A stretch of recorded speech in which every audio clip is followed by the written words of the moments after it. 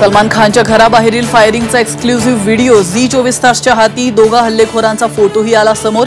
अनमोल बिश्नोई गँगनं स्वीकारली गोळीबाराची जबाबदारी.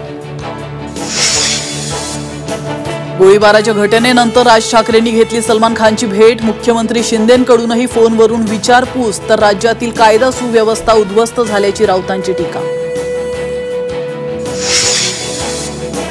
मोदी सरकार राज्यघटना आणि आरक्षण बदलणार नाही. डॉक्टर बाबासाहेब आंबेडकरांच्या जयंतीदिनी अमित शहांची भंडाऱ्यात ग्वाही.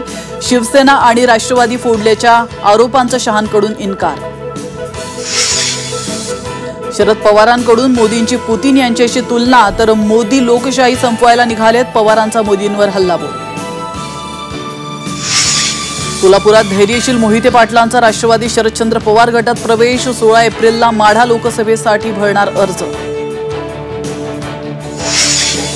गरिबांसाठी 4 कोटी घरे बांधणार. तर मोफत रेशन योजना पुढील 5 वर्ष सुरू राहणार. देशात समान नागरी कायद्यासह एक देश एक निवडणुकीसाठी प्रयत्न करणार. भाजपच्या जाहीरनाम्यात मोदींची घोषणा.